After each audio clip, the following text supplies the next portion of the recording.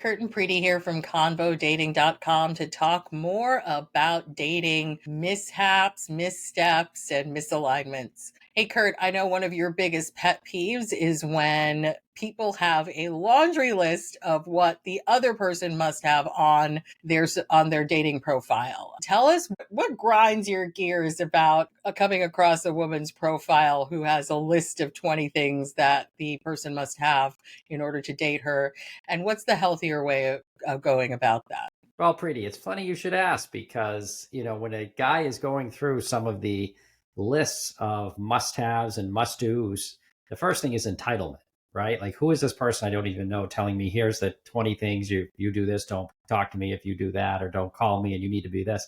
Some of the funnier ones say, don't even think of taking me out to dinner and taking me away for the weekend. You got to step your game up. That's not going to be good. I don't know what's left. I guess you got to rent a helicopter or some horses or something because that's all I got. That's my fastball. I just gave you my best pitch. The idea that you're transferring, and a lot of people say I know my worth, which is interesting, to a brand new person saying this is what I expect, this is what I quote want or demand if you'd like to take me out. A much better way, as John F. Kennedy once said in the dating world, I'll paraphrase, that's not what you can do for your dating profile, but what can you do for the other person's dating profile? And, reciprocity is a thing where we all have to work on ourselves and complete ourselves. There's no one out there to complete us. So you shouldn't put your demands that this is what's going to make you happier. This is what's going to lead you to a good date. And say, what do you bring to the other person who's looking at you? What do you bring to his life if it's a female looking at a male heterosexual? Or what can you be? What kind of pieces can you bring to the table? Not what do you demand? What do you take off the table? So I don't know if it's the same on the female side. If you see a man's profile with his list of, I haven't really looked at any men's profile, but you tell me, is it the same on the female side? Yeah, it's definitely. I think we all fall into thinking that what we're projecting is confidence and self worth, but actually, what's happened is that we're projecting a really aggressive list of things to a complete stranger, and it almost feels accusatory when you see that, right? Because you're looking to see whether or not you measure up, and this person who doesn't know you, has never met you, and maybe hasn't even swiped on you yet, right? You know nothing about how they're going to react to you, and the first thing is, I'm not good enough. That's the feeling that evokes. I don't know if I'm good enough, or possibly I'm way too good for this person.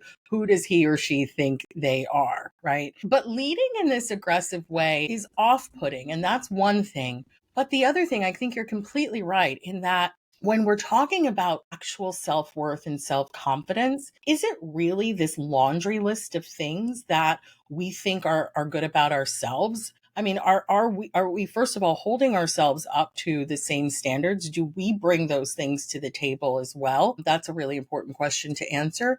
But also, are we reducing our worth to our jobs, our hobbies, our ability to navigate certain more materialistic things in the world? What is self worth in this context? It says a lot about a person who wants to be wined and dined and who thinks that the kind of date that they go on and the amount of money that is spent on them somehow is tied to whether or not they're being treated well.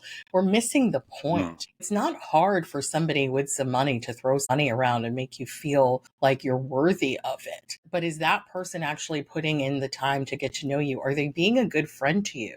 Do they care about you? Do they care about your well-being? Do they think about you?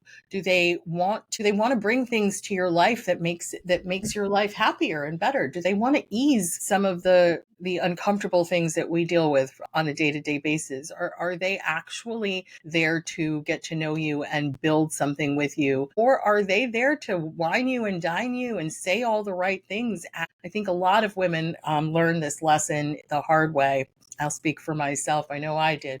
But actions speak a lot louder than words. And they are also the things that are going to be the foundation of a longer lasting relationship. Yeah, you're right. And I think you're setting yourself up for failure with that big laundry list of do's, don'ts, deal breakers, because nobody wants it to be transactional. That's one of the biggest complaints on the current dating app scene. And with Convo, we've changed that. But if you make it, here's the list of things that you must do in order to take me out or get to a second date or however you want to phrase it. The man is looking at that. If it's, again, in a situation like I'm looking, then it would be like, okay, well, you've already made it transactional. Here's your list. If I make this list, what's in it for me? And all of a sudden now we have well, how many dinners is it? How much money should be spent? What is your expectation in order to get to the third date or the fourth date? And now here we are in this tit for tat, no pun intended, and transactional back and forth of expectations because of you came with your laundry list and maybe I came with mine, and we're just checking each other's boxes. Right. And tit for tat is very different than reciprocity. Reciprocity is an essential part of a healthy relationship, and it is not tit for tat.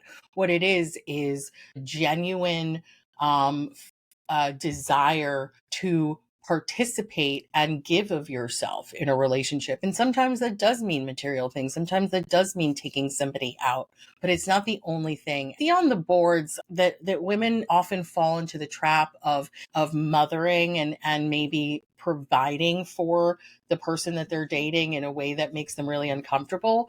But the fact is that you got yourself in that situation. You said yes to a series of things that then enabled that person to continue to rely on you.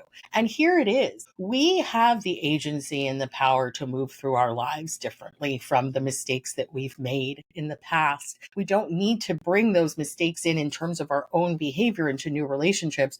But as you always say, we don't need to transfer that burden onto a person that we don't know either. We need to correct the way that we move through the next relationship based on the information we gathered on what worked and what didn't in previous relationships. Learning from those is the only thing that we can really do to reclaim our power. And instead of this overcorrection, which I think is what it is that maybe you were taken advantage of in a previous relationship. So now, you're putting your cards on the table. You think you're being powerful and strong and confident, but really what you're doing is you're taking your angst and your regrets from a previous relationship and you're putting it into your new one. And that's not a great way to start with anybody. And it's probably something that might turn a lot of people off, that you don't even get a chance to have that conversation and start to get to know somebody. And a great way not to get a second date is to ask someone when they tell you their story on the first date. And it's usually a victim story, unless they're doing the work. And Convo is for people who are doing the work. That's fascinating. That's terrible the way you were treated. Oh, really? What was your role in it?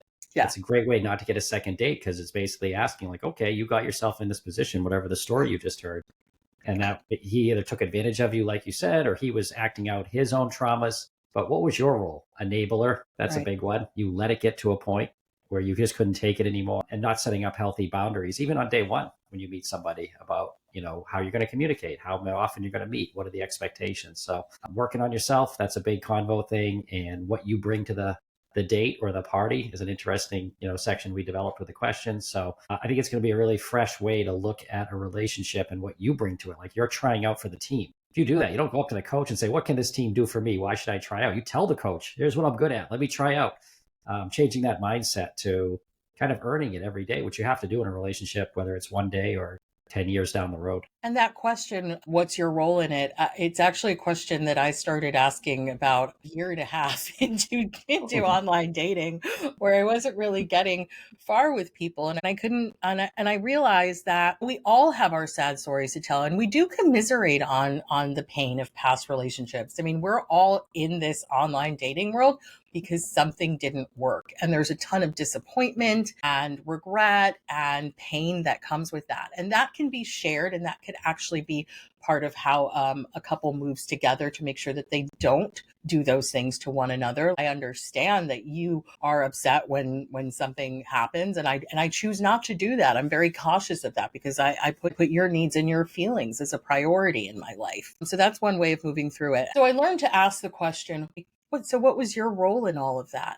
And the answers were really varied, and they said a lot about the person. The person who was annoyed and pissed off that I dared ask that question was not going to be my person. It was a person who wasn't really willing to look in, maybe wasn't ready for a relationship. I can't exactly know why, but it was definitely not the response that was going to get a second date from me. The person who sort of took their time and said, I don't know, but that's a really good question, that was somebody that I could get behind, and somebody who, may not be there yet. We're not asking for you to have finished the work. We're asking for you to be interested in doing the work and getting up every day and making the commitment to doing that work on self-improvement in order to be healthy in a healthy relationship.